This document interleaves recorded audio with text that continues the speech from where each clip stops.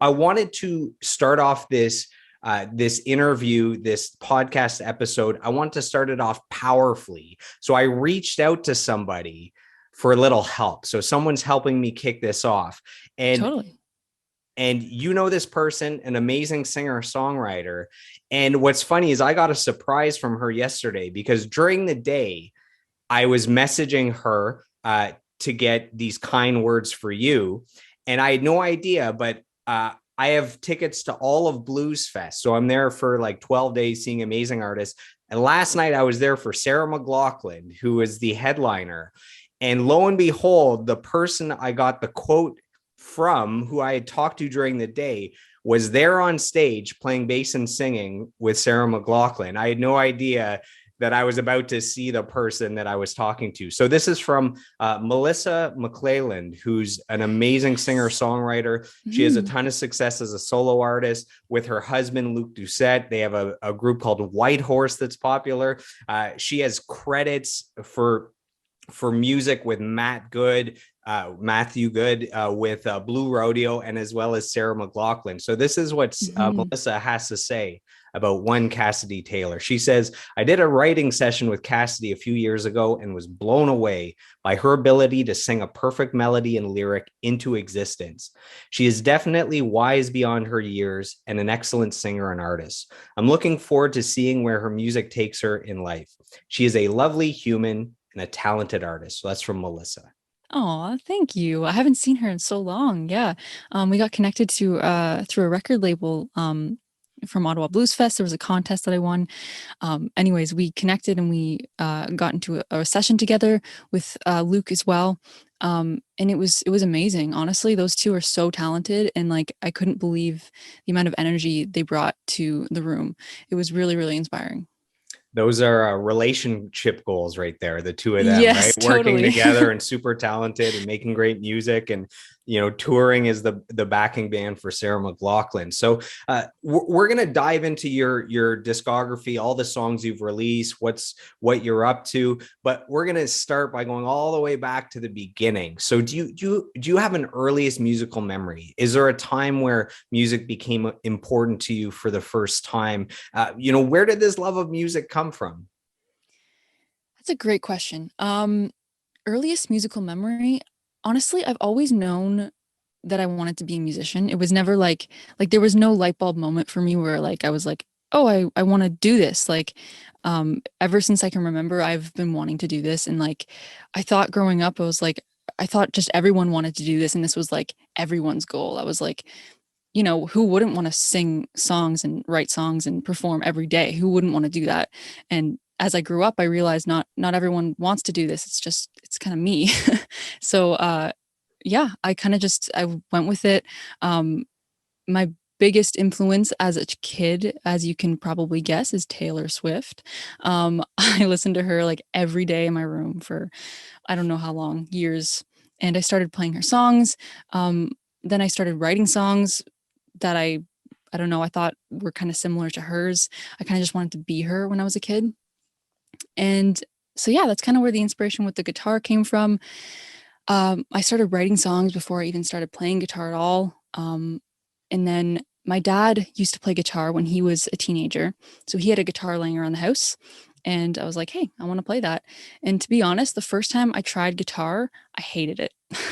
I completely hated it and I put it down. And then like 2 months later, I was like, I really want to play it though. Like I need to play this instrument. So I got back on it and I don't know what changed, but I ended up loving it and ended up using it to write more songs.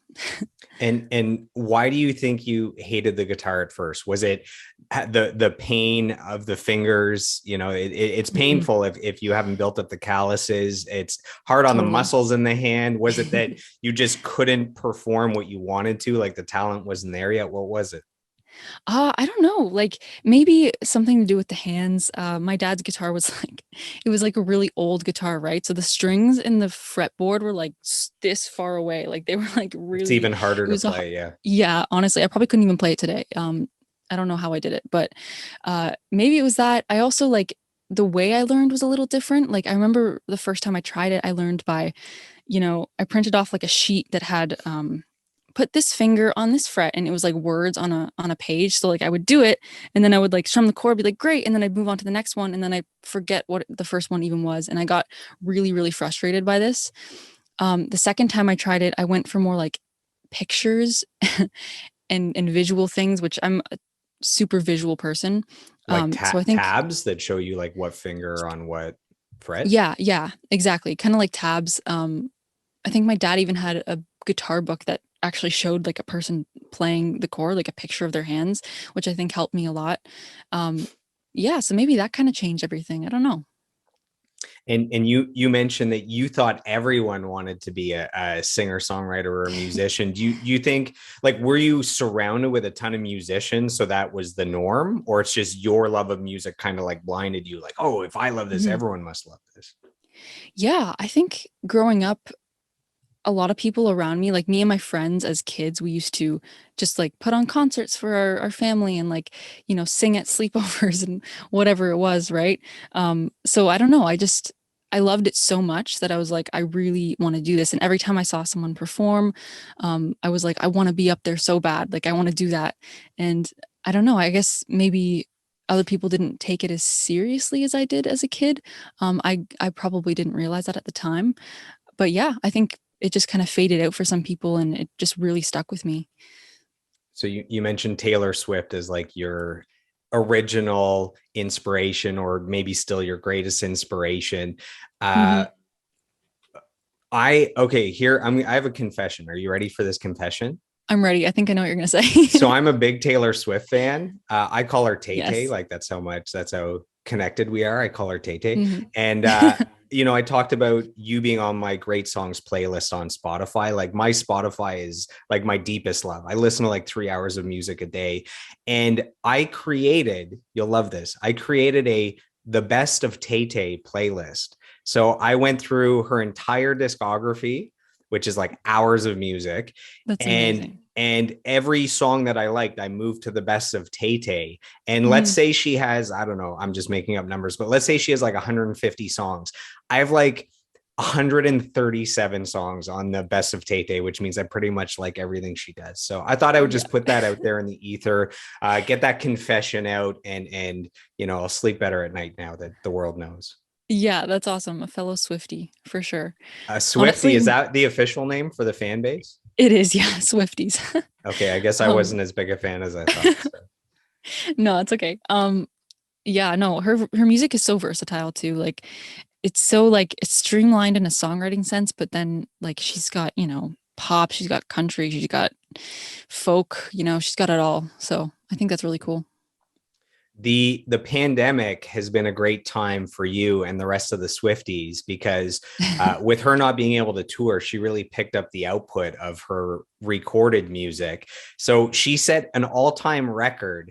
She had three number one albums in like a year period. It was something, I don't know, 12 months or 14 months. So you got Folklore was the second one. No, Folklore was the first one. What was the second one? The one with Uh, Willow? the second one was oh my God, why can't I remember the name of it? Folklore, Willow. Folklore and Anyways, so she had two albums of original music within like 8 months, and then she started re-recording all her albums. So the first one that she did, Mhm. the re-record, um, that one went to number one. So have you felt like there's been this gift of all this Taylor Swift music coming in during the pandemic? Totally, yeah. And I honestly I still want more. But I know she's given us so much. But yeah, I can't get enough to be honest.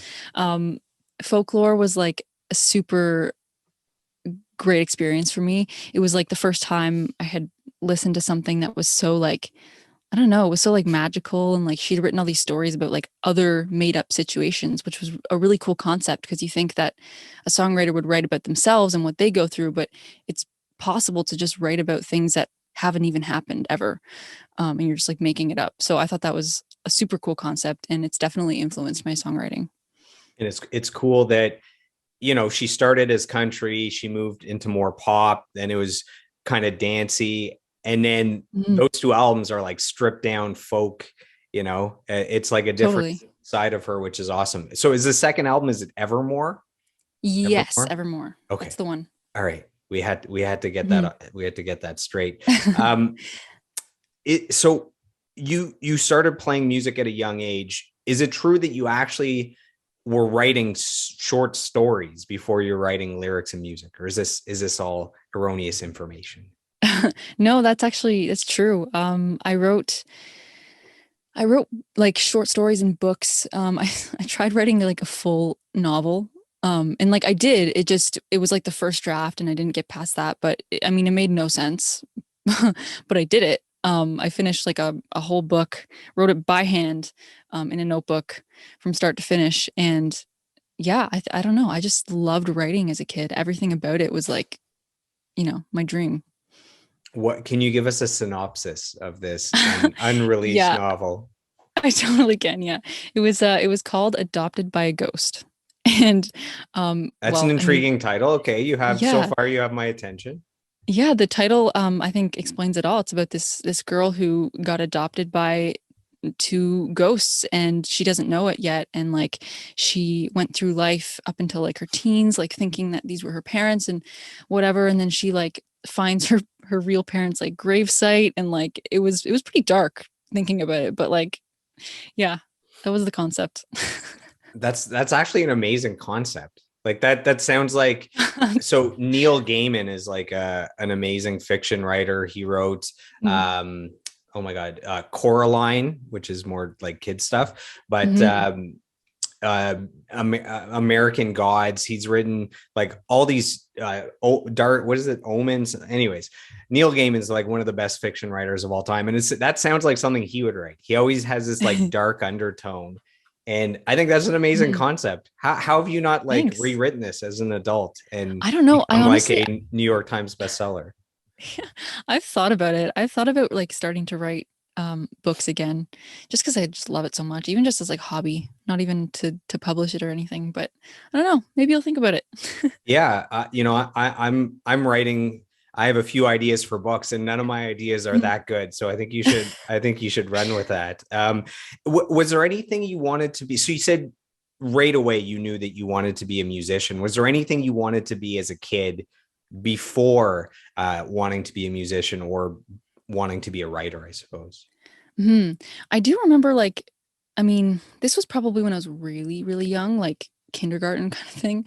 I wanted to be like a teacher, but it probably came from just like my only experience leaving the house was like seeing my teachers, and like that's kind of all I knew, so maybe that's where that came from. um but yeah, that's honestly all I remember. From there on out, it's just like as soon as I discovered music, it was just like that was it for me. So you grew up in Halliburton, Ontario. So what Yes. is the population of Halliburton? Well, the actual town itself is about 1,000 people. Maybe it's grown since the pandemic because I know a lot of people have moved up to their cottages here from the city. So maybe it's grown. The county itself is much bigger. So everything's very like spread out, right? Like there's a lot of forest. So yeah, I think the town, I'd have to look it up again, but uh, last time I checked, it was 1,000 people in the town of Halliburton, which is where I am. Wow. I grew up in a town called Russell, which was about 3,000, and I thought that was small. So, Oh. how much do you think growing up in Halliburton actually influenced you as a person and as a musician? Like, do you think that comes out in the music somehow? Oh yeah, totally. It influences so much about who I am and my writing style. I write a lot about nature. I think that um, it it makes sense. Like I make sense of a lot of situations by relating them to nature. I don't know why it just makes sense for me in my head. Like Slip Away kind of is like a river. Clean talks a lot about fire, which you'll soon hear. And like the upcoming songs are a lot about like the moon and the sun and the atmosphere and that kind of thing. Um, so I think that growing up around nature has like subconsciously made me kind of relate to nature in a really personal way. So that's one way it's influenced me. Another is that I'm a very trusting person. Like I this changed when I moved to the city, but I'm very quick to trust people, even to this day. Maybe a little less so just because I've been out there now and I've seen other things, but I'm a very, very quick person to trust someone. In the city, I quickly learned that when people are honking at you, it's not because they're saying hello, it's because they're mad at you. So learned that pretty quickly. Yeah, that's a few ways it's influenced me. So if we were friends when you were 16 and you invited me over to listen to music, what albums would you be spinning? And before you answer that, Mm. I have to point out, I don't know how this happened, but my shirt matches your couch. And I just had to point It that out does, for people. So for sure. those that are just listening, I apologize, but we both have, I don't even know, what is this, turquoise? I don't know. There's weird Yeah. color. Actually, Zoom is making it look a little more blue. It's actually green, It's but green. it does look blue on screen. I might or might not be colorblind, so maybe they don't actually match, but to me they match a little bit. So yeah, favorite. I guess yeah. What albums at 16 would you be spinning for me? Definitely Taylor Swift Fearless. That is an album I listened to every day for probably 3 years. Um, Another one which I just remembered was Hilary Duff. I listened to a lot of Hilary Duff as a kid. I even saw her in concert. She was the first person I'd ever seen live. Um, yeah, and that's all I can really remember, to be honest, like physical CDs. Hmm. Did you ever buy? Is it Stuff by Duff? Stuff from Duff? She had like a whole collection. She built her own like enterprise of I don't know clothing or something. Stuff by Duff. I might be making that Oh, up, but I think I don't know. I don't think so. I wasn't I didn't carry on with the Hillary Duff thing too much. I think Taylor Swift kind of took my attention they a didn't little have more. the Duff line in Halliburton available probably. No. Yeah. No, probably not.